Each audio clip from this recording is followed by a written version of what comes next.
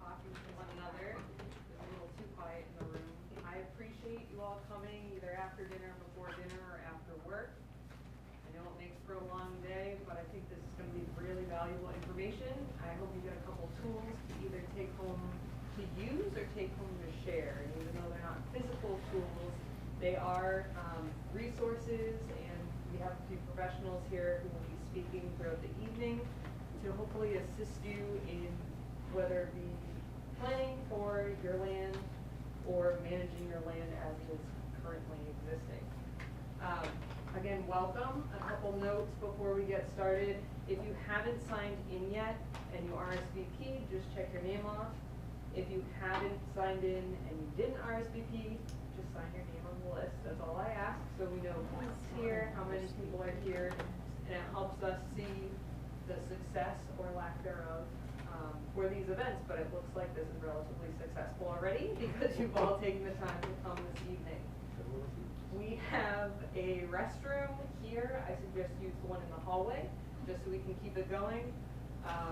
In addition, we do have some handouts on the table. Please feel free throughout the evening to get up, take the handouts. In addition to that, we have pie that finally made it here, so if you're hungry, it's not seen as being rude at all. Please get up, indulge in that, indulge in the coffee, the water we have. Please, because although I love pie, I don't want to take any more home. My name is Rebecca Longball. For those of you who do not know me, I am the Conservation Administrator for the town of Bolton.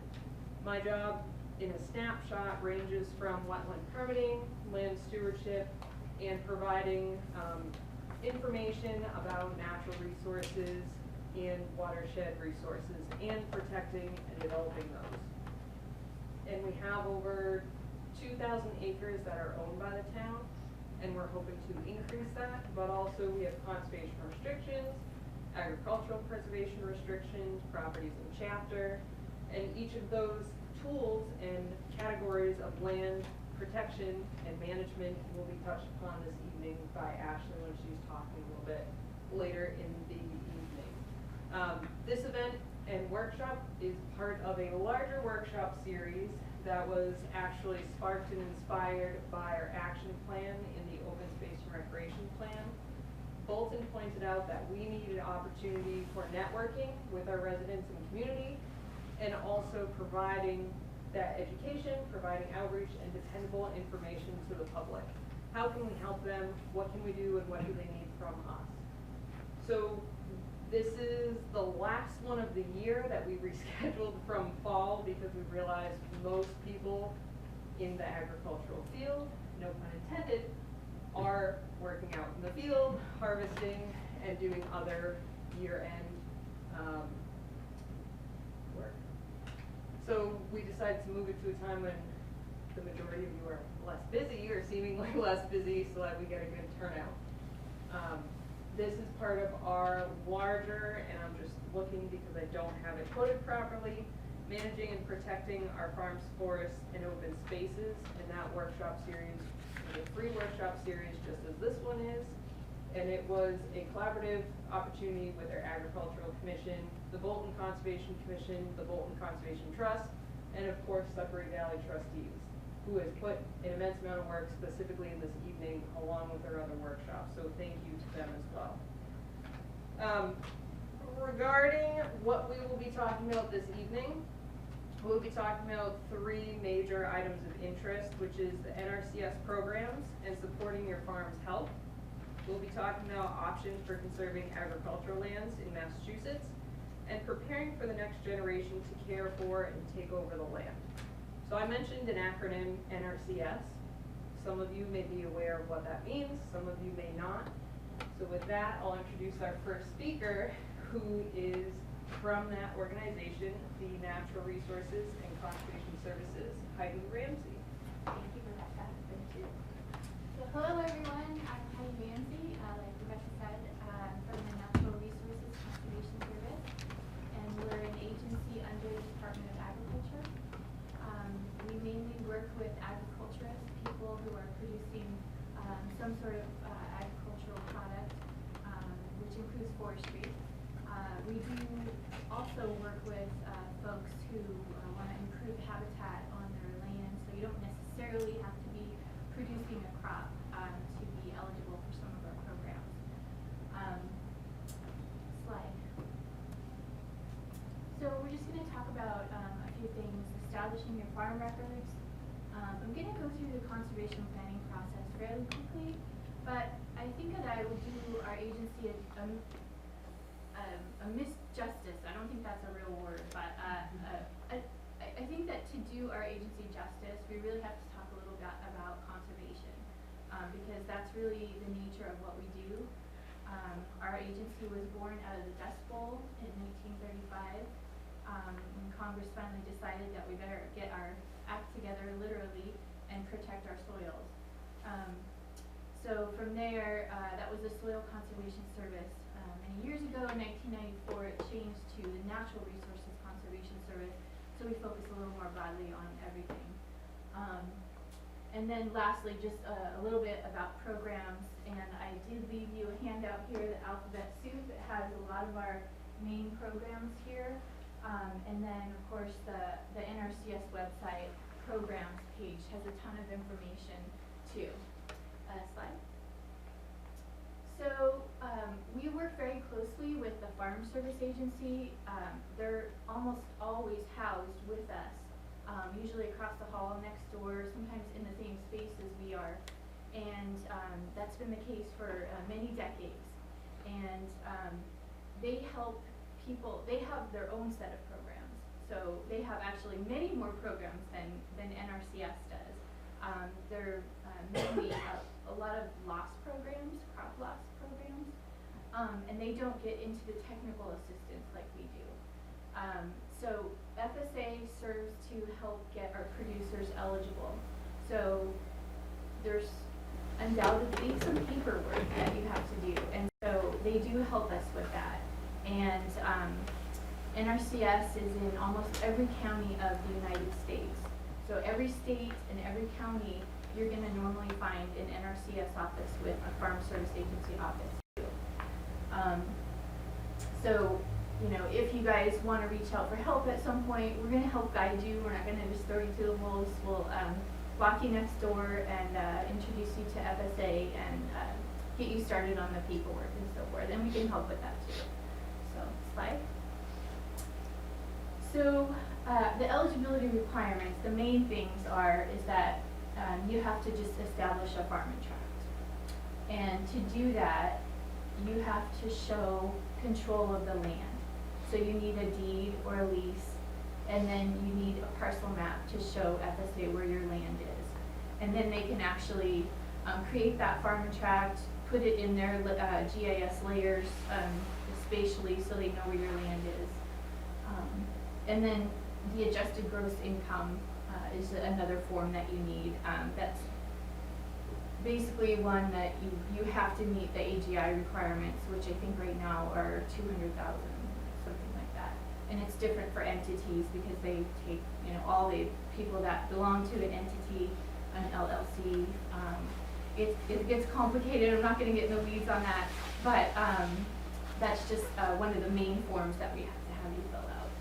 Slide. So I'm going to start with the planning process. This is a really busy slide, but it does go through all of the 9 steps of planning.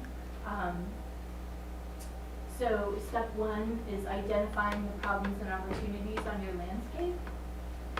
Step 2 is we really want to find out, what do you guys want to do? You know, why did you come to us?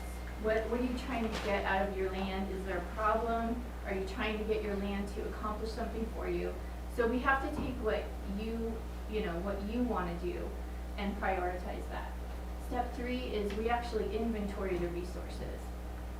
Step 4 is we're actually going to take all that data that we gathered out on your place, so whether it's soils, water quality, any of the resource concerns that we see, and we analyze that data.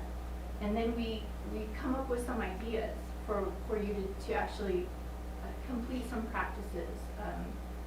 And so that's step 5. Step 6 is just really you guys evaluating those things that we came up with. So if we give you 2 different types of irrigation options, you guys can say, this one's a little bit too expensive for me right now. I think I'm going to hold off on that. We'll do the less expensive practice right now. And then step 7 is just making your decisions. Step 8 is actually doing the work. And then step 9 is evaluating the plan and then seeing what you want to do next, basically. Slide. So the collection and analysis is really the first part of that, and I did go through those first 4 steps right there. Identifying problems, finding out what you guys want to do, seeing what's actually on your place, whether it's doing a forestry inventory, finding out what species you have, whether you're overstocked. That's where all of your natural resource inventories come in, and then just actually looking at that. So slide. So this is just an example of an overstocked forest stand. Slide. Inefficient irrigation system and wind erosion problems. So those can be all different things that might be a problem. There's a lot of resource concerns that people can have. I'm just showing just some bigger ones.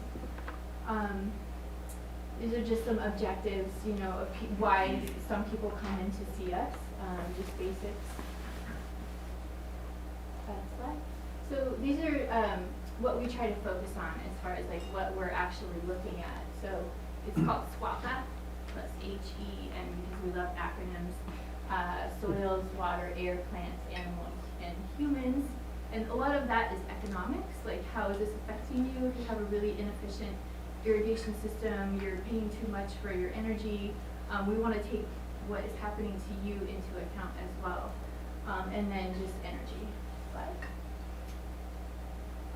So these are just some scenarios about inventorying resources. You're fine. You go ahead. So same thing, just some ideas of inventorying resources, whether it's cultural resources, weed or pest problems that you have. That's, especially in forest land here, there's a lot of pests in the forest that, we need to take care of. So, slide. And then so just analyzing that resource data, like I said, we not only have the soils information, but once we go out on the landscape and look at everything, then we're just going to try to figure out what is actually going on. What are the problems out there? Slide. So whether it's clipping plant materials out in your pastures, we're going to sometimes take that material and figure out the best grazing plan for you. We have a lot of range specialists and pasture specialists that can help your stocking rates for your animals. Decisions and support. So formulating alternatives. So this is just the step where, we're coming up with some different options. We always have to give you some options. There's very few conservation plans that we're not actually going to give you some different ideas of what you can do. So normally when you come to us, we're going to try to give you 2 or 3 different scenarios that you can choose from that fit you the best, and fit your budget or your time frame or whatever it is that you're trying to accomplish. So again, this is just evaluating the alternatives. Slide.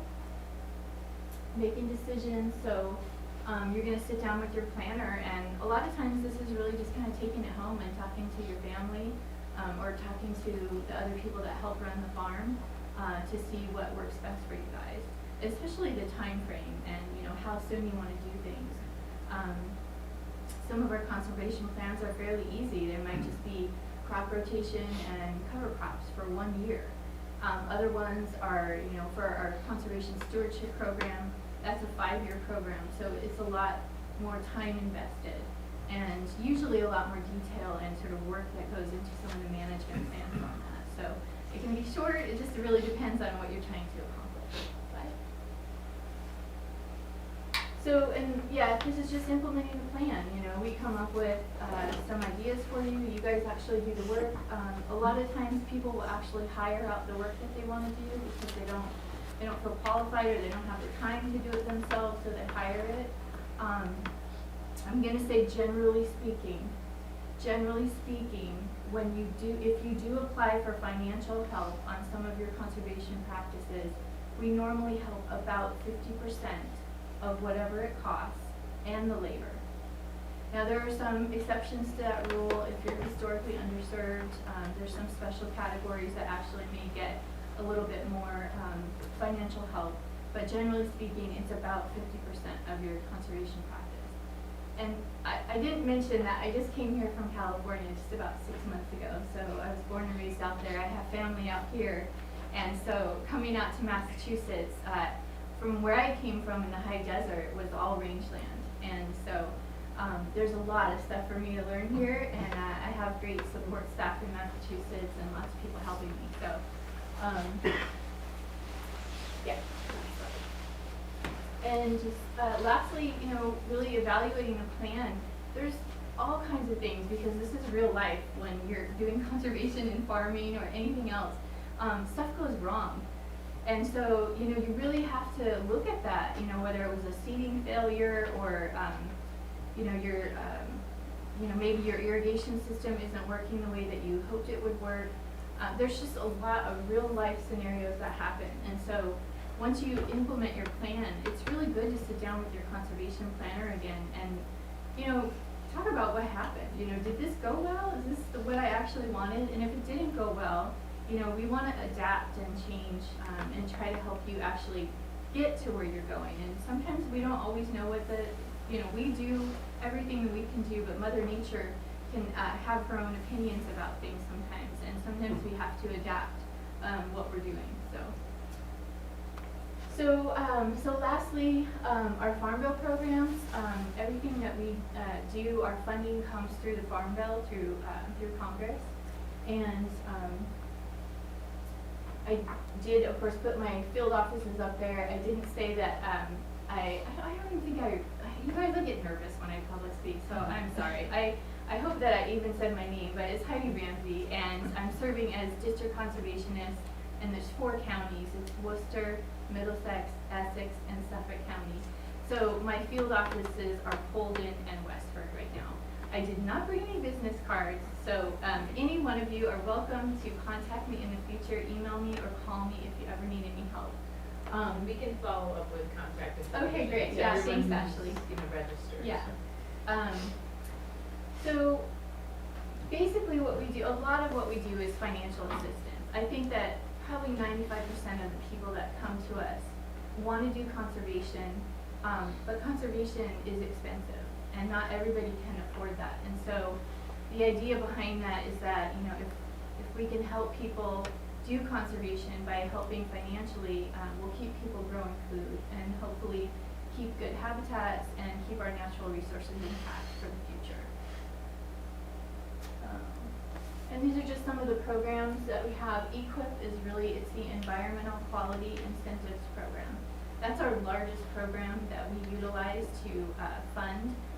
There's lots of tiny programs under EQIP. They can take, you know, pots of money out of that bigger piece and put it into smaller ones for bog turtle, all kinds of things here in Massachusetts. They do just smaller little programs with that.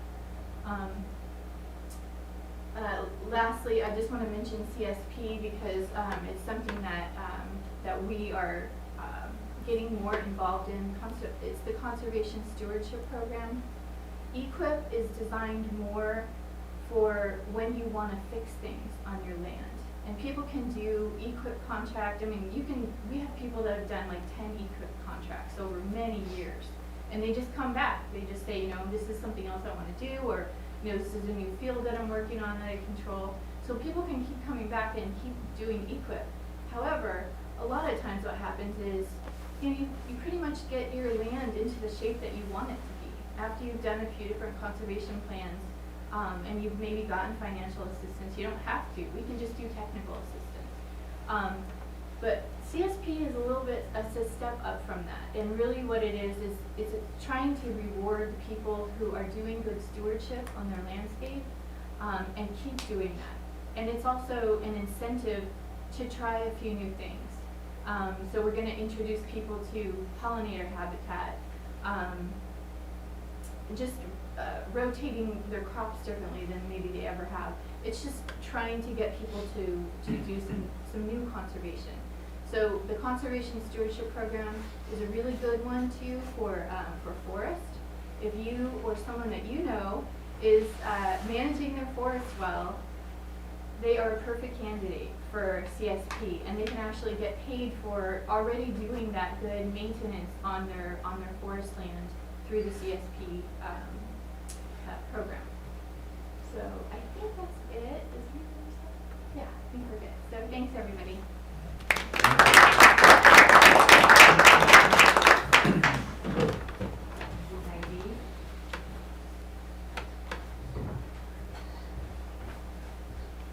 It's awfully bright in here.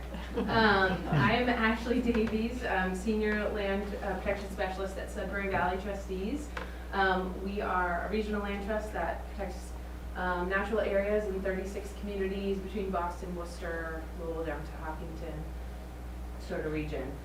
So we protect various types of open space, including farms. Next slide, just showing our region in relation to the state. So we're in Worcester County as well as Middlesex. There we are in Fulton. And oh, does that matter? Does it include Harvard? It does. Yes, there's Harvard. And we do so we work in the Aspet, Concord, and Sudbury Rivers watershed, but you know it's very, you can't really see it. We include towns that sort of surround it because it's kind of silly for it's in half towns. And anyway, next slide.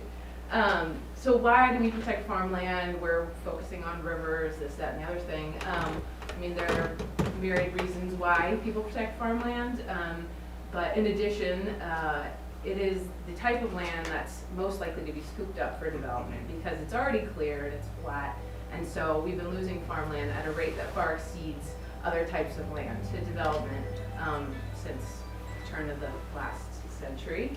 And healthy agriculture provides open space, it buffers wildlife habitat, and if it's done well, working with NRCS and just being a knowledgeable farmer, it can protect water quality and provide habitat itself for wildlife. So I'm going to talk about the different ways that farmland can be protected, and I do want to sit down with Heidi because there are some programs that she listed that are good funding sources for agricultural conservation that I haven't ever used yet because they're a little complex working with the federal government, but something that we're always learning and looking for new tools. So I worded this a little strangely, but I think the way to word these two options and the options beneath them are transfer of the ownership of your land or transfer of just a restriction on your land. So if you're sort of done farming, you are done owning your land, you're ready to let it go, but you want to make sure it's conserved, you can sell it or donate it through your will. You can sell it for a less than fair market value sale, and the organizations that you'd want to do that to would be a land trust or a nonprofit that has conservation as one of its goals. A municipal government, so conservation commissions in the state of Massachusetts, when they acquire land, it's automatically protected under Article 97 of the Massachusetts Constitution. So that's important. And if you sell land to a municipality for conservation purposes, that also applies the Article 97 protection. And then there's state agencies like the Division of Conservation and Recreation, the Division of Wildlife, Division of Fisheries and Wildlife, that that's their goal, is to preserve land. And so those would be other places that you could sell your land if you wanted to make sure it was protected. And then what I'm really going to spend a little more time on is this transfer of a restriction. And there it's talking about conservation restrictions, and I'll talk a little bit about agricultural preservation restrictions. So in that case, you are owning the land, you are farming it, you are in forestry, you want to keep it in your family, but you want to make sure that it's protected forever, and maybe you need some income now. A restriction is what you'd be looking at putting on. You can get all those things on there. I didn't know I put that picture on there. So what is a conservation restriction? It is a legal document that is negotiated between a landowner and the holder of the restriction. The holder could be a land trust, municipal conservation commission, or a state agency, sort of the same players I noted in the last slide. And it's designed to permanently protect the resources on the property, and those could be wildlife habitat, they could be agriculture, and they could be water resources, or they could be a number of those things together. And the way it sort of works is it lists those purposes, why are we protecting this land, and then it lists prohibited activities on the property, and then it lists allowed uses. And what you would do when you're discussing a restriction with the entity that's going to hold it is, you talk about what you want to use your land for, what things you want to be able to do there, and you work together to try to include as many of those uses in the allowed uses as you can. The state of Massachusetts has a template that they like you to follow, and it's a little different than other states in our country in that Massachusetts state government oversees conservation restrictions. They approve all of them and they review them, and they're not legal unless they do. So they're not legal in perpetuity, so they wouldn't last forever unless the state approves them, which makes them particularly strong, but it also gives us parameters within which we can negotiate. So there's only so far we can allow things to be done on the property. Can you give some examples? I mean, is it like fishing or hunting or? Yes, those things are allowed. Hiking, Even off-road vehicles, though we don't like to allow them, they can be allowed. But if something is, let's say, you couldn't allow development that wasn't delineated. So for an agricultural property, you'd want to be able to build additional barns or maybe a riding arena or something like this. You'd have to show where that's going to happen on a survey, and you'd have to say, how large, and maybe you put a restriction on height and things like that. So, they're fairly reasonable, but you have to show that somebody's putting this restriction on, they're not just going to be given full reign to completely diminish the natural resources.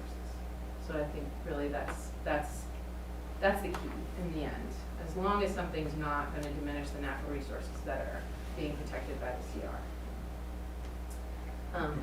And the document is recorded at the Registry of Deeds, and it runs in perpetuity, meaning that if you sell your land, the next person that purchases it from you, they're still subject to that restriction. So the restriction will always be there, and forever. And the holder of that restriction is important because they're going to be monitoring it annually. And us land trusts, we have to nominate successor agencies so that if we go out of business, there's somebody there that's going to come up and make sure that the CR is monitored and that it's being upheld. Because if there's no one to do it, then I'm sure people can get away with things, And of course, a state and a federal agency are there. They're not going away, so they're there as well. But and in addition to the state approval, municipalities have to approve a CR. So the conservation commissions approve them, and the board of selectmen, and they say that these are benefiting the public good. So.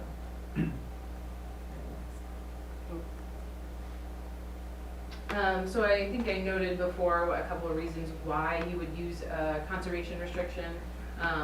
So one of the reasons would be if you need income now, instead of selling your property, you're able to own it and you get a lot of money for the sale of the conservation restriction. Some people choose to donate them or sell them for less than the appraised value, and in that case they would get, they could get a tax deduction. but a lot of people need the income now. So they are able to get, a lot of times, 75% or more of the fair market value of the land, but you still own it. It's just restricted, so you're giving away sort of the development potential of the land, and you're getting paid for that now. But you continue to own it. Some other things that come up are, just wanting to preserve the family farm and know that it's preserved now, sort of peace of mind. Another thing that might come up and has come up, preventing future issues. So if there are a lot of beneficiaries of a particular piece of land, maybe they won't agree on how it's going to be used. Some want to keep it, some want to sell it and get the money. Maybe it's difficult for them to agree on paying each other to buy out of it, and it's just complicated. So you sort of avoid those issues. And you can greatly reduce the inheritance tax. So a lot of times when people inherit land, it's worth a lot because it was purchased for little, it was owned for a long time. Suddenly the value is so much greater than when it was purchased, and the inheritance tax is enormous. So if you sell a CR on the land or you place a CR on the land, the value of it goes down, and so the inheritance tax is going to be less. And so it allows that next generation to keep the farm without worrying about how to pay it, not having to sell their land to pay the inheritance tax. And then, some people own a lot of land and they're very wealthy, and they'll place a CR and donate it so that they can offset some income tax, the income tax from other income that they received that year. So the way that we like to look at restrictions is giving away a piece of your bundle of rights. So when you own a property, you have this bundle of rights. You can develop it, you can do commercial activities on the property, conduct agriculture, forestry, etc., mine the resources, and next slide. And so when you're putting a restriction on the property, you're giving away a portion of those rights. The biggest one is the right to develop and subdivide the land.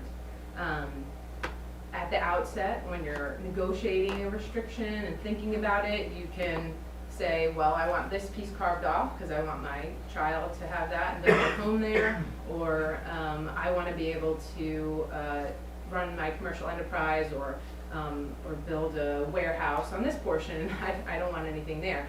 I think as long as it doesn't take away from what's valuable about the land to the person the organization that's going to be holding the conservation restriction, you can do all of those things and then just restrict the portion that you're not planning to develop on, or you're not planning to use for purposes that would be outside of the CR. So you are giving away that right to develop everything, but you could potentially keep the right to develop certain portions. Hold on. Sorry. I just wanted to make sure I got everything else, and I think just as I noted before, you're giving away some rights that would, anything that would really severely impair the natural resources on the property. And I'm happy to share, the state has a template CR on their website, so you can always look at that and sort of take a look at some of the things that they list in there if you want to get an idea.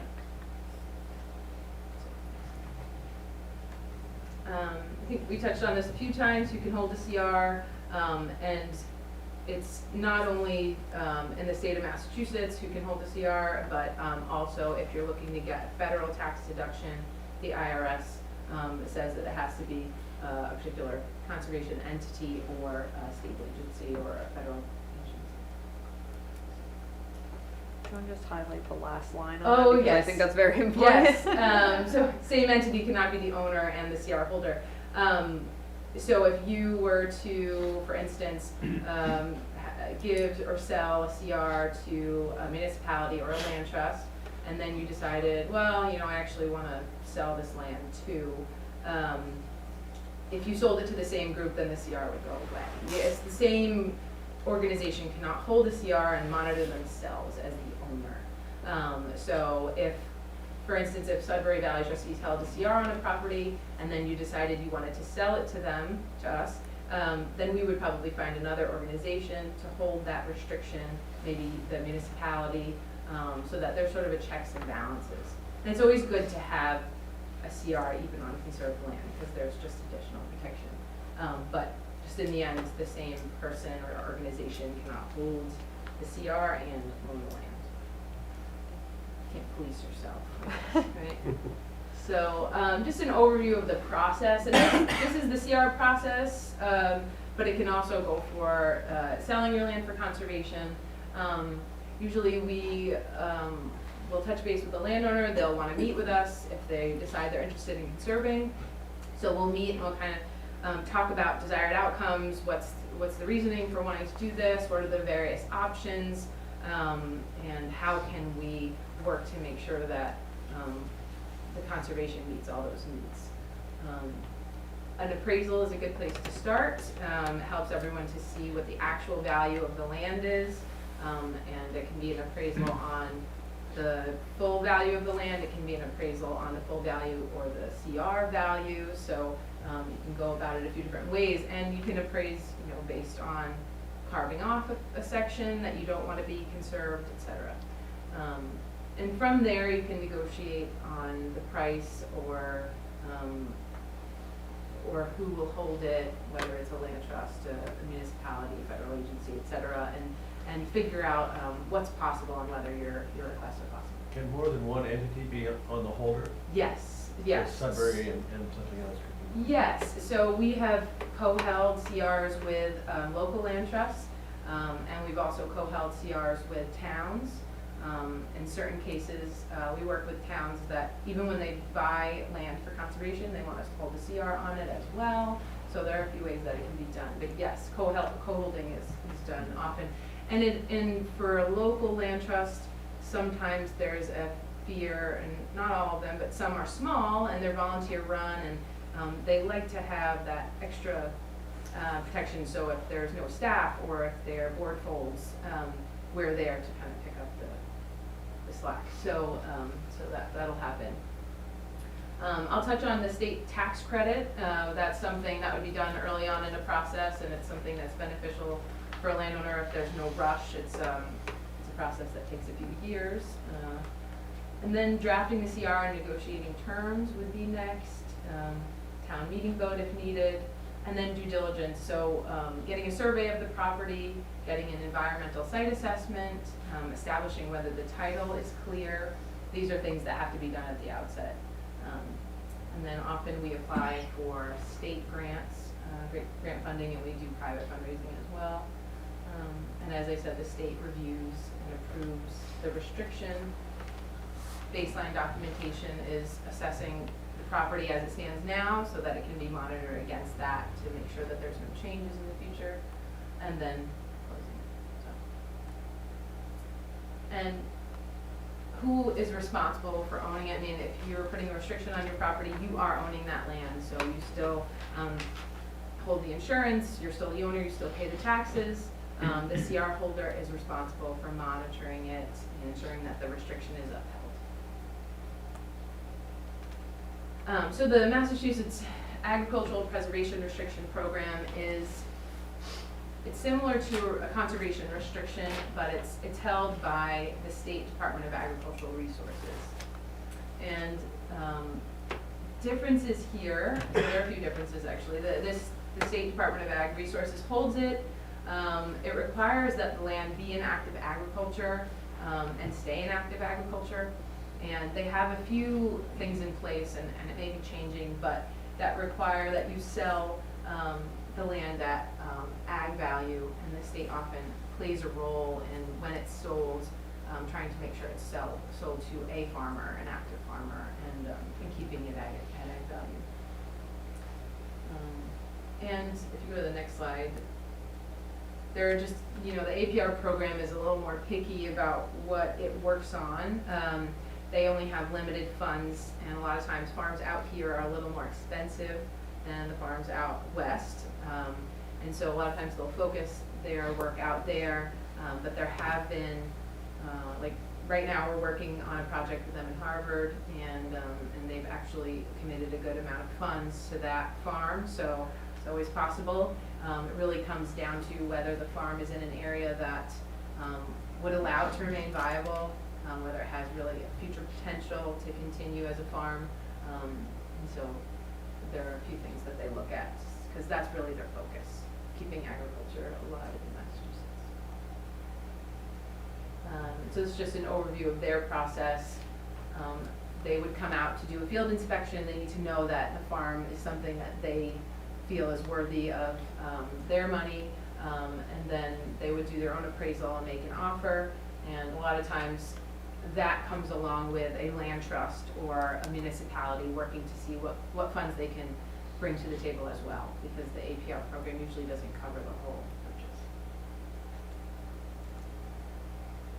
So our role, whether we end up holding a restriction or not, or holding the land or not, is project management and meeting with the landowner, kind of getting to understand what a landowner wishes to do with their land, and managing the property, bringing in the municipality if need be, bringing in the local land trust, bringing in state grant dollars, and private fundraising.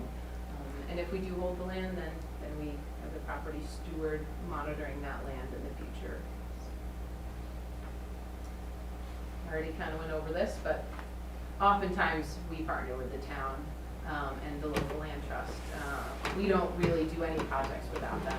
And that often means that community preservation dollars are coming into it, and that really helps to make these things possible. Okay, that's what I just mentioned. I'm getting ahead of myself. So Community Preservation Act is pretty crucial. In towns where there is Community Preservation Act, we are much more successful at getting the amount of funding that we need to make these projects happen. And then with nearly every project that we've done, we have gone for state grants and pretty good track record of getting them. And in certain instances, there was a farm we conserved in Berlin a couple years ago. The first year, we didn't get the state land grant, and the landowners actually were fine waiting another year, and the second year we did. So that was a successful project. It was wonderful that they were able to wait. And then finally, the Commonwealth Conservation Land Tax Credit is an important thing that may help landowners additionally. So if you go to the next slide. So if you decide to sell a restriction for less than fair market value, or if the town or the land trust can't give you quite as much as the appraisal comes out to be, this is a tax credit that you can apply for through the state, and it's good for up to 50%. It's for 50% of the donated value up to $75,000. And if you're not able to use the tax credit in a given year, you get it in a check.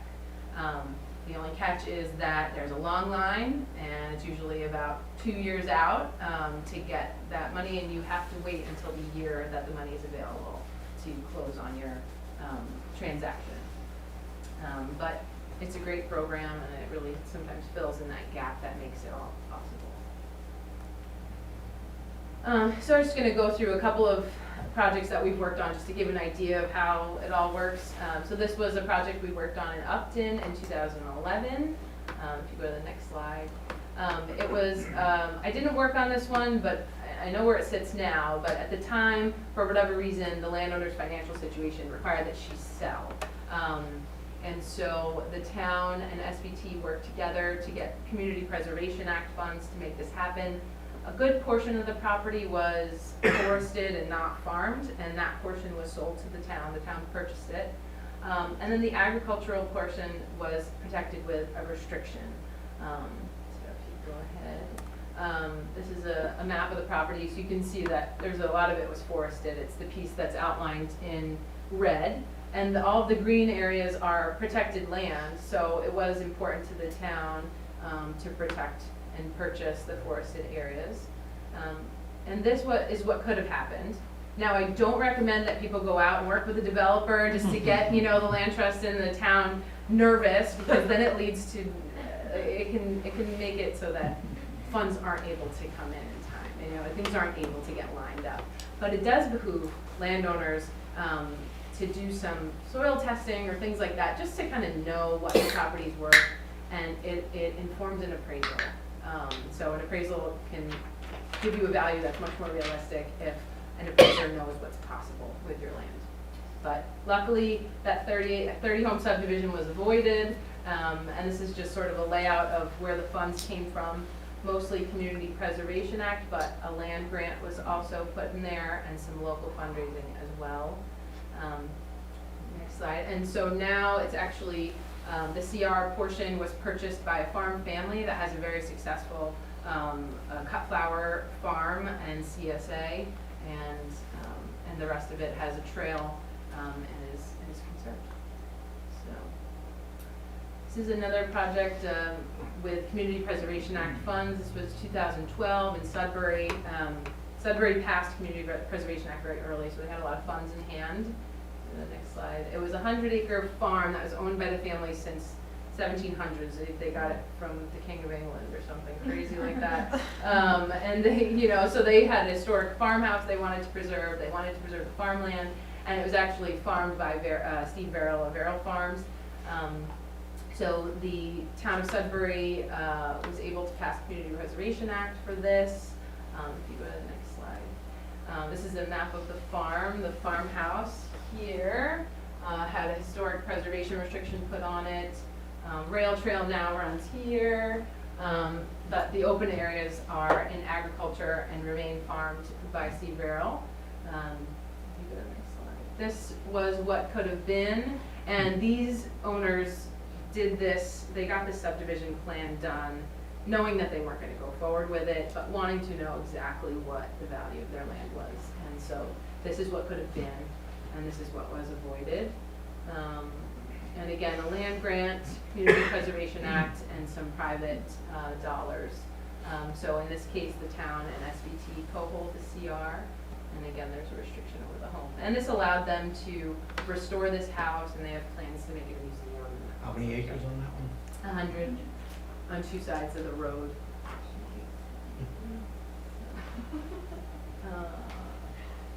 Oh, okay, this is just showing so they carved off the home site. Actually, two house sites. They had a rental property across the street. They live over here, they rent this house, this is the historic farmhouse. So as I said, they were able to carve off the building areas, and they have allowed, that allows them to build additional structures in those areas and do whatever they need to do to restore the home. And so the other areas are farmed. Here's some photos of the property. There's a brook that runs through and some lawns. And this was one that we worked on pretty recently in Boylston. There was no Community Preservation Act there. I don't anticipate them getting it there. 112-acre farm. This was a pretty gritty one, but I loved it. There was, at one point, a dump on the property. Everyone brought their garbage to this property. So if you think that we shy away from everything with contamination, don't be too scared. They ended up cleaning up most of the solid waste, so the trucks and everything that were in the dump were cleared out, and I worked with them to clear out some of the rest. We dug up some land, and we actually had Central Mass Mosquito Control Project come in and take out like hundreds of tires for free, which was great. But historically it was a piggery and a dump, and when we came to it, it was owned by a couple siblings that really had fallen out of favor with each other because of this farm and people who wanted it and didn't, and et cetera. So it was valued at $1 million, and they agreed to sell for $900,000, and however they got that $900,000 was fine. So there was a tenant farmer on the property. What we did was we purchased a conservation restriction and got some state grant funding to fund a portion of that. And then what was left of the $900,000, which was $325,000, is what the tenant farmer paid to purchase the whole property. So he now owns the property, 112 acres, and he purchased it for $325,000, and it had a house on it, and his barn, and all of his animals, and everybody's happy. So, and is not open to the public because it is a very active farm, and this is just some pictures of what we cleaned up. Yeah, and so he's got a building envelope around the house, and so you can do anything within that building envelope, and it's a few acres there. But then just, recently he reached out to us about the old piggery that had fallen down, and it was pretty big property, and he's going to be fixing that up, and that's within the CR, and it's allowed within the CR that he fix up agricultural buildings or build a certain number of them up to, you know, a certain number of square feet. So, so he's working on that now, and CRs and active farms work together. So that's it for me. All right.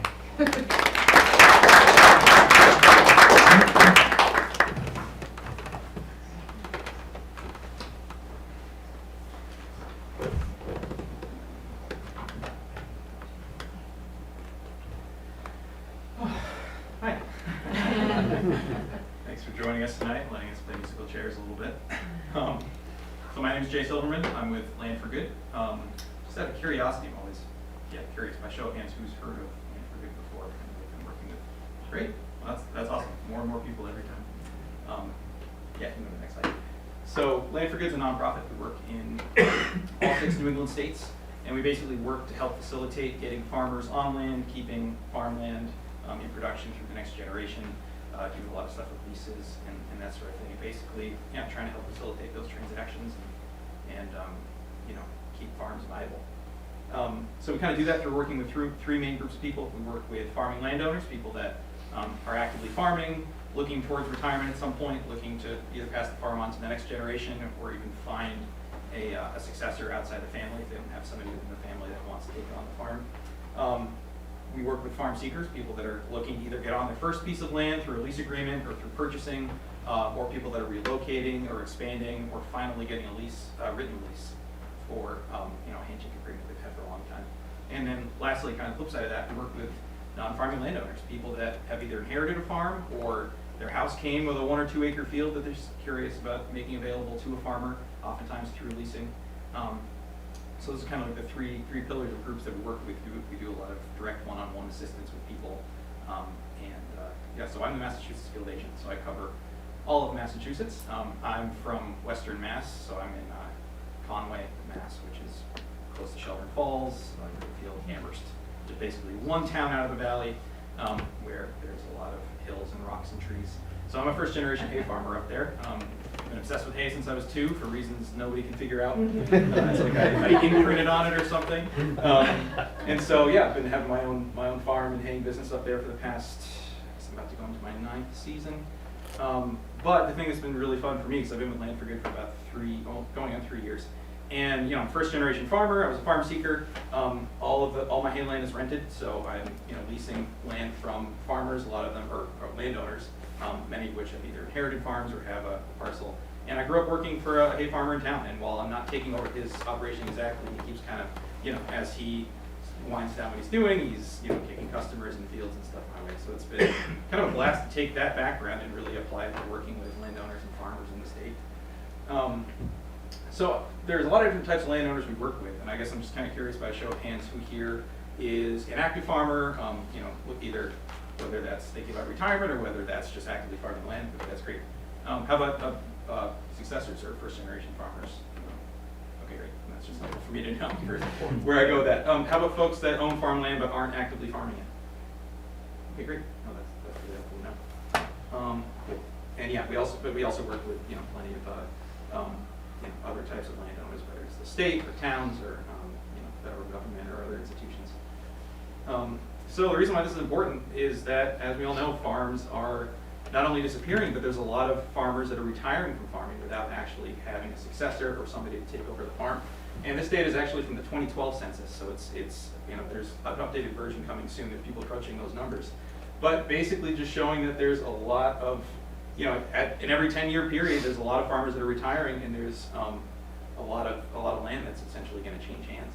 Can you go to the next slide? And of that group, there's a very large percentage that don't have somebody working alongside them prepared to take over the farm. So it's sort of this crisis or borderline crisis about trying to figure out how to get new farmers on land, get them plugged into either existing businesses or allow them to start from a small scale, whatever their business model works with.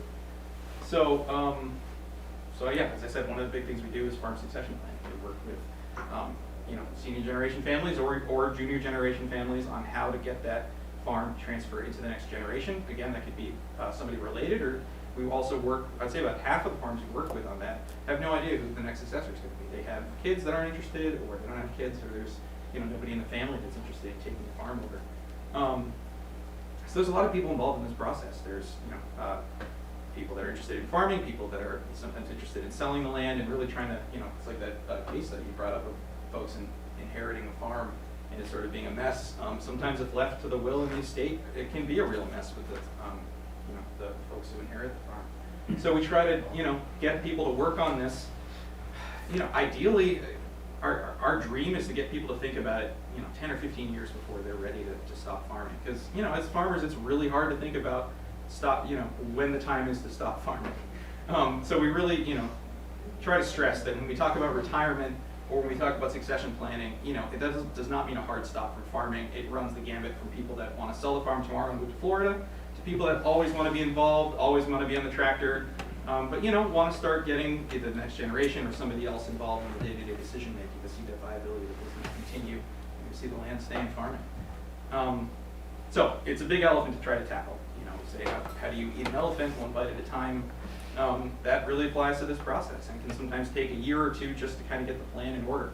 And that plan's it's a living document. It's something that adapts and changes. But this is kind of blowing it apart and trying to think, okay, how can we tackle this beast? And so the big thing is goal setting and family communication, making sure all the players are in agreement, can talk through a plan, have regular meetings. We've worked with families that haven't had a family meeting related to the farm in years, and actually getting people to sit down and discuss it is really important. We work with other organizations like MDAR and other people doing business planning assistance for farms just to make sure things are updated and the trajectory of the farm makes sense for the next generation, as well as teaching the next generation what the current status of the farm is. And things like retirement, estate planning really plays into this, but it is a matter of not just having everything tied into numbers and finances, but also vision for the future and trying to get on the same page of what each generation wants. And oftentimes the management transfer is one of the hardest pieces. Having a active farmer who has a next generation who's interested, and you have someday all this will be yours mentality, but it's hard to actually start handing over responsibility. It's a really human thing that it's difficult to start giving up those reins. So that's a big piece of what we do too, is trying to map that out. Sometimes I'll work with a farm on a 5 or even 10-year trajectory, saying, okay, where do you see yourselves, what do you see yourselves managing in 2 years, 5 years, 10 years? And at what point are the other people interested in taking on other roles? So, so it's a fair of a process sometimes, but it's also really rewarding, and seeing families and farmers sort of recognize the legacy of their land and see where that can actually take is often really rewarding. So we really try to work with people on taking stock and getting started in this process. Having you guys here is a great first step, and there's it's just sort of going through who needs to be involved, what documents need to be in order, and ultimately what's the family's goals. It's surprising but understandable how seldom people sometimes talk about that kind of family. Just the momentum keeps the farm going, and it's hard to actually back up and recognize what needs to happen next. I've got a question on your Yeah. second bullet point there, Yep. business viability. Yeah. I don't have an active farm, it's mostly, Yep. some passion wood. Sure. But for the people that have active farms, Massachusetts, are we still, agriculture still great, or, you hear that it's under a lot of stress from, cost, and other kinds of things that creep in, the price of apples. Carlson Market has some acreage on our property, and he's like, very close to like just forget, giving it up, because it hardly makes him any money to spray it and to pick it and so forth. So what's the what are the tea leaves on that one? No, that was really well put. So, the idea with looking at the business viability and the planning aspect in succession planning is trying to figure out if the business model as it is right now is viable into the future, and actually trying to crunch some of those numbers, getting a business plan written, and using that as a jumping off point for the next generation to figure out, do they want to continue with the farm business as it is? Do they have new ventures they want to try, new enterprises? The idea of going through all this work to hand over a farm that isn't ultimately going to be financially viable, ends up being kind of a disaster scenario for the generation. It's so we try to do a lot of referring people to business planning courses. Like I mentioned, the Mass Department of Ag has a business planning course. The New Entry Sustainable Farming Project has a really great one out little further east of here. And there's organizations like the Carrot Project and other people that really, sit down and work through the business planning aspects. And, really try to give a farm a good snapshot of how it's operating now and how it could operate in the future. Thanks for asking that. And if any of you are interested in that, I'm happy to, try to connect you to people that can help specifically with the business plan piece of it. So, this is really where we kind of come in as playing this facilitator role in this process. And we do that anything from a one-off conversation to try to point people in the right direction, or sometimes we sit down and help facilitate family meetings and have, kind of ways to bring everybody together on this front. And it really takes a lot of, a lot of other people, and it takes sort of figuring out who's the driver in the family. Sometimes it's the senior generation saying, look, we really need to figure this out. Other times it's the junior generation saying, look, I'm really interested in taking over this farm, but we keep kicking this can down the road. I need to make decisions for myself and my family. When you make a point there, when I went to ag school, my fellow students, half of them they wanted to get the degree, and half of them were taking all their information back to the farm to work with their father. Half of them were learning on their own so they could get away from their father as fast as possible. Right. They didn't want anything to do with it. Yeah.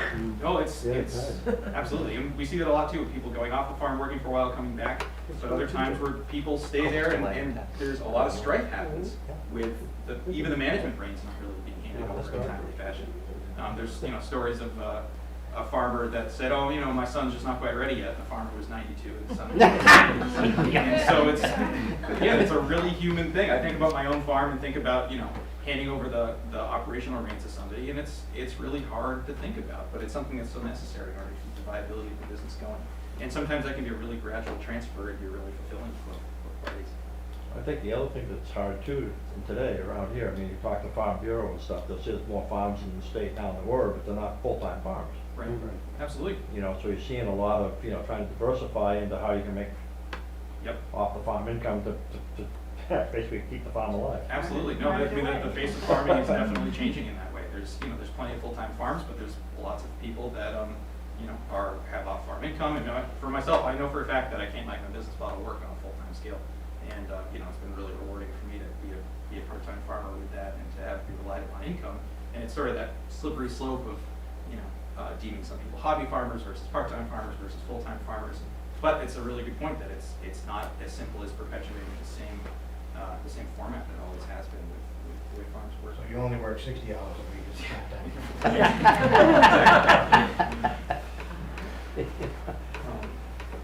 So I sort of wanted to touch on the aspects of non-farming landowners as well. And this sometimes incorporates people that were farmers and sort of retire or scale back their farming and find themselves in this role as well. And whether that's fully or whether it's partially, maybe you're farming 30 acres and pull back to 15 and want to make the other 15 available to somebody. So that sort of falls in this category too. And there's a lot of different goals and drivers for people trying to make land available. Again, it's the sense of legacy and wanting to see land reproductive. Sometimes it's a conservation piece of it. Somebody wanting to see an organic farmer come in and grow vegetables on a few acres that they have, or even a larger farm. And there's definite monetary benefits to it too, as far as things like rental income, tax benefits if you're able to be in 61A and have enough acreage leased to a farmer that you can get tax reduction on that. And also just the sense of aesthetics, and not just visual aesthetics, but just the satisfaction of feeling like land is being utilized. Oftentimes a successor family finds themselves in this role where they're not the farmers themselves, but they own the farm that's always been in the family, and it's really important to them to continue to own the farm to make sure it gets actively farmed by somebody. So we really try to work with a lot of landowners in this way to cue people up, and this really goes too for folks that are active farmers but don't have an identified successor. It's trying to work through what you actually have and what can be offered, and knowing what you're offering before you start putting this offer out there. We see things get really kind of bogged down when somebody over eagerly advertises their land and isn't really sure what kind of arrangement they want. That includes things like how much rent, how much land is actually available, what sort of enterprises they're actually up for. Do you want livestock on your land, or are you up for pigs? Would you rather it be all vegetable based, or a hay farmer, which is perhaps maybe less invasive? So and the other restrictions too. Some people are really emphatic; they want organic production on their land. Other people are really just want to see the land be utilized. Yeah, and it's similar to a lot of succession planning too, but making sure that family members and interested parties are on the same page.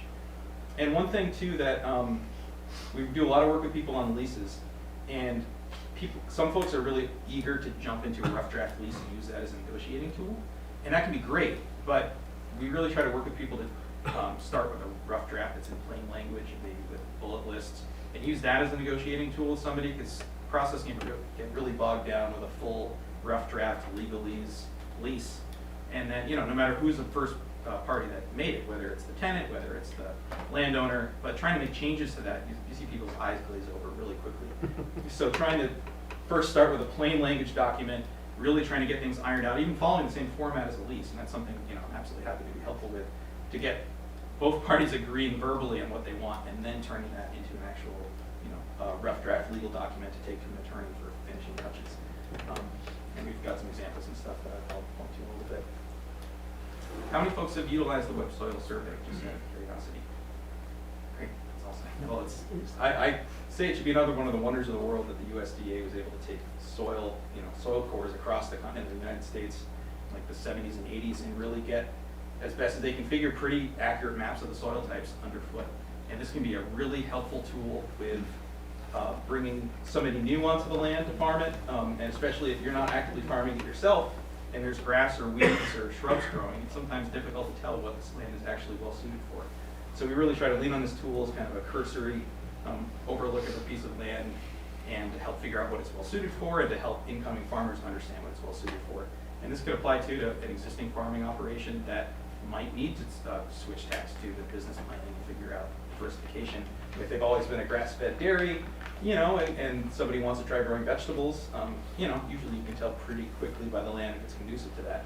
But if you're a farm seeker and you're not even there, this is a great way to pull it up and actually see what might be underfoot. And likewise, we do a lot of work with people figuring out acreage.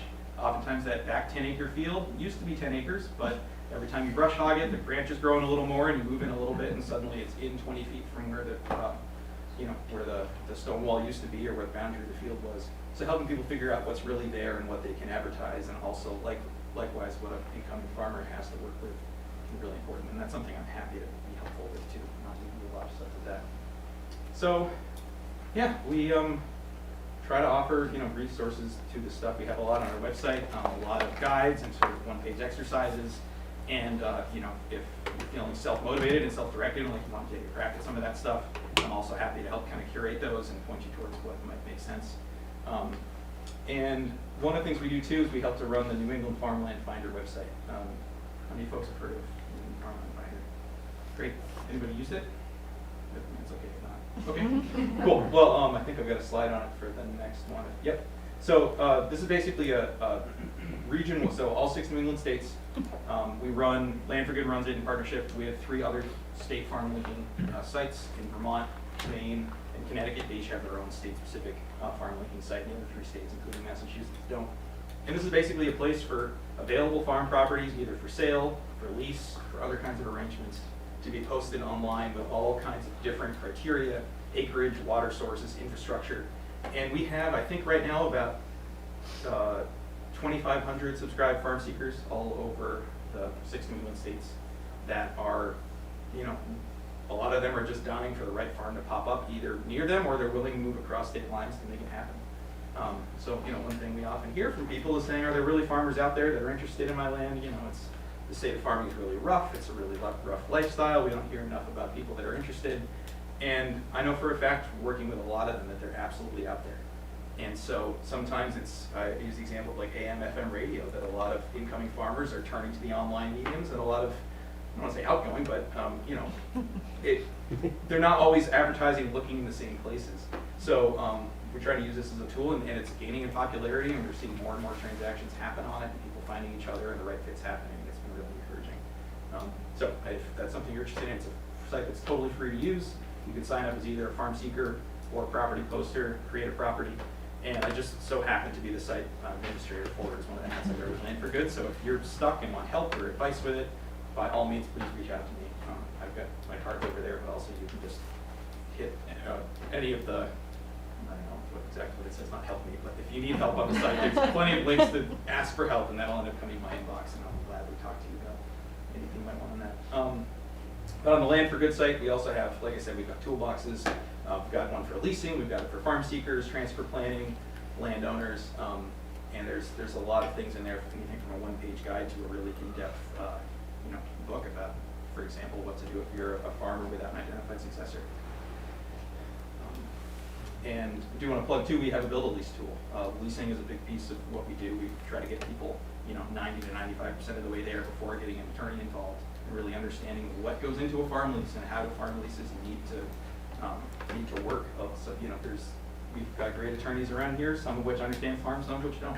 And so it can be great, and most of them thank us and thank the farmers for trying to get a good chunk of the way there. So we have this build a lease tool on our website, as well as some sample leases. And this really kind of walks you through a lease, the different sections you need. It has lots of example text, and can help try to spit out a rough draft document, as well as kind of teach you about the different things that might need to be in a lease. And again, that's something I'm happy to be helpful with too, if anybody wants some help.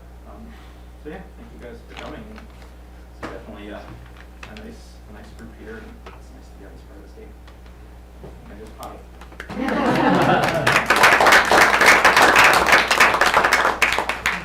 Okay, so very quickly, because this is somewhat of a networking event as well, you've heard from the professionals. You're all professionals on your own property and in your own field, pun intended. But the professionals here, as well as myself, you can reach out to us to talk about any of the things that were discussed this evening, or to find out more information. This is what our jobs are, to provide you with information, but also to sit with you and walk you through the process, or walk you through filling out various documentation, or directing you to the appropriate professional. But I want to hear from each of you, either where you're from, if you are interested in farming land, if you have an agricultural practice on your property currently, and if anything sparks your interest, or if you want to learn more, or if this was helpful to you. So we're going to start in that back corner. You can stand up if you want to get your blood flowing a little bit, or stay seated, but if you can just give your name and something. Yeah, Fred Henschliff, my wife and I are hay farmers, small operation in Harvard. This is all interesting, stuff we think about off and on. I'll definitely carry back some of the information. Thank you. He's going to speak for me. Okay. I came with him. My name is Paul Simeone from the Stonefield Farm in Acton. We've been looking into this process now for like 10 years. We've been talking to Ashley, and but this was very interesting about the lease part of the talk, where and how many farmers that are interested in farming, young farmers. And I can vouch for the fact that it's a difficult thing to, give up the practice to somebody else. And I have two older brothers that still want to go at it. 88 and 89 years old. But we have to think about it pretty quickly, because it's getting to be that time. And we would like to preserve the land. And eventually we will come to some agreement on money. What kind of and farm that. do you, what kind of farm do you have? It's a vegetable farm. Oh, I see. We wholesale strictly. Sam from the Littleton Conservation Trust, just here to get information. We have a couple farms in Littleton where we can help hopefully get them started on the information. I'm Matt Verrill, is my wife Amy. We own and operate Harvard Alpaca Ranch in Harvard. We're actually fairly new to farming. We've only been doing it about 4 or 5 years.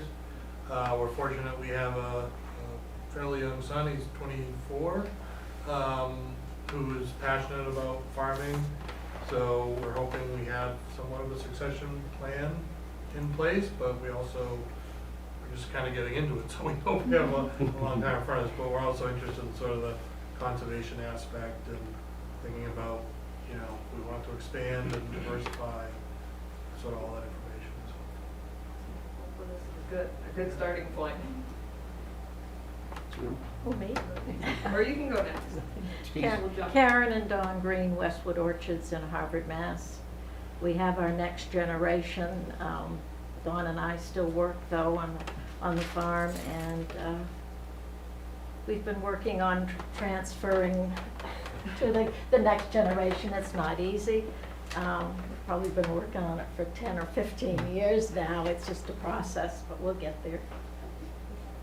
You want to go to the back? I'm René Thunheim. I live in Harvard. We have a small farm, as a part-time farmer, orchard, vegetables, flowers, and we have started 5 years ago to create the orchard, and now slowly we are getting that we get where we want to be. So in the end, the real goal long-term is to distill, in the end, use the fruits to create alcohol. Want to jump back to the front? Buddy Wheeler of Berlin. We were past dairy farmers and we shifted to raising grass-fed beef and miscellaneous meats and so forth, and have a farm store. Trying to do the same thing, trying to pass it on to the next generation, figure out what to do. Kind of go the next way, you know. Got youngsters, a youngster interested, so we'll see how we go. I'm Holly Kennedy David Bola, and I have a small horse farm in Berlin, Mass. But I'm also here on behalf of the Berlin Conservation Commission to report back all the great things that I've learned here, since a lot of them couldn't make it tonight because it's our meeting night. But I'm not here. Well, thank you for coming to represent them. Ann Gagnon, my husband and I own a 60-acre CSA farm in Tingsboro, Mass. But we have split up, and the farm's been in his family for 100 years, and I would like to see it stay as a farm. So I've drafted a CR that will allow agriculture, and submitted it to the Community Preservation Committee. So I'm keeping my fingers crossed that will work, and maybe our daughter can continue to farm. That's great. Well, it seems like you're already ahead of the game as far as this presentation goes, but hopefully you got a little bit more information. Right, and like I said, if it in Tingsboro, it really depends on if I can convince the CPC, because you guys out in Harvard, Berlin, out this way, you have Sudbury Valley trustees, you have, other land trusts. Tingsboro, agriculture is not high on their list, so, if this doesn't work out, then, I don't really have any other options, so. Well, we have some great professionals. Yeah. Where you can reach out to, and I'm sure you might know some others. We're gonna jump to the back again. Hi, I'm Don Vespa from Bolton. Basically, I sort of, me and my two sisters who are out of state inherited some property. It used to be farmed by my grandfather, and my uncle had a hay field. Right now I just have it's in 61, most of it's in forestry, but there is a 61A. And basically it's kept in that because I have a local farmer just hay it every year, so I can get the 61A. But I'm sort of interested in the land for good to see what I can do in that direction. My name's Eric Booman. I'm from Lunenburg, and I'm here just supporting my friend Charles as he's going through your program, and just wanted to see what it was all about. Yeah, so I'm Charles Cronauer. We have about 40 acres on Old Littleton Road in Harvard. And Carlson Orchard has about 3.5 acres of apples. We also do forestry and Christmas tree business as well. Basically, my parents passed away recently, and it's in a LLC with two sisters, and one of them would love to sell some stuff and build, and I just wanted to preserve it as best I can. So I think some of the things that were discussed earlier in the program probably would be what I can. Essentially, I need to buy out one of my sisters before she tries to develop it. sounds like you're starting to gather the right information and head in the right direction. Michael and Amy Pinio from Sterling, Pinio Family Farm and Forest Products, vegetables and of course forage products.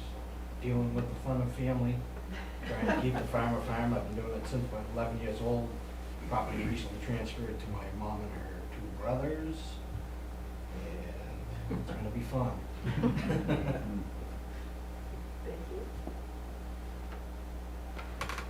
My name is Vinnie. I have a couple acres in Sterling, raise goats and chickens, but I'm also part of the NRCS group that's doing extensive work out with people in Worcester County who are curious about natural resource conservation and planning that goes along with it. So I'm doing part of that, the pre-planning part. We're gonna jump to the way back there. I'm Tricia May. I'm on Spring Ridge Farm in Boylston.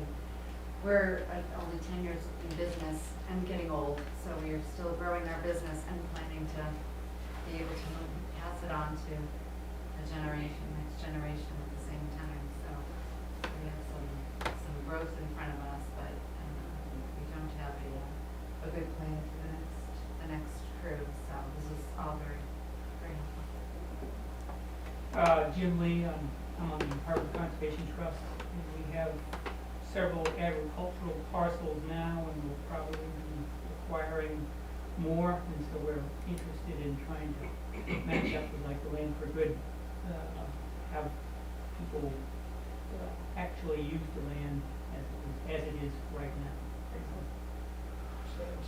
Jay's gonna have some contact. And lastly, Justin Schultz, Schultz Farm in Bolton, 5th generation. The farm is under a 100-acre conservation restriction, which really did justice to our family to save that. When the international golf course was developing and expanding. So thankfully that area of land was saved. We can still maintain the farming of that. Even though the golf course owns it, we work well with them, so together we maintain the land, mostly hay, some vegetables with plans to hopefully do a little bit more as the years go on. well, thank you, everyone. I want to give one last round of applause for our speakers, Heidi, Ashley, and Jay.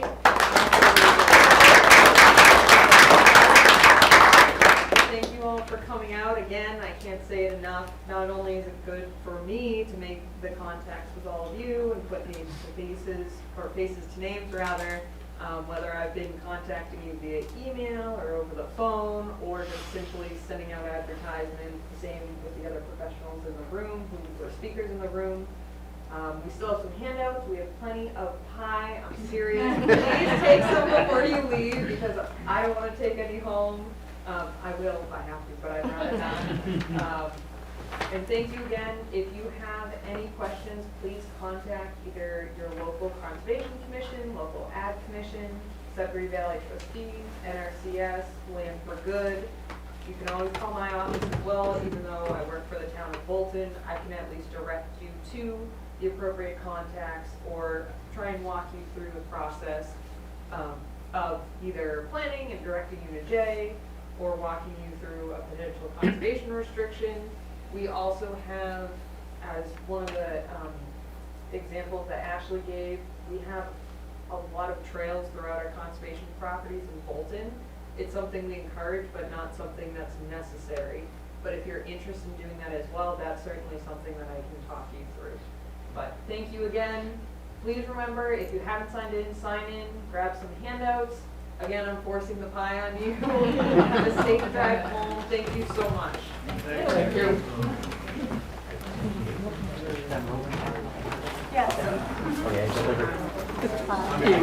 We'll screen everyone in case it's not. Go by here.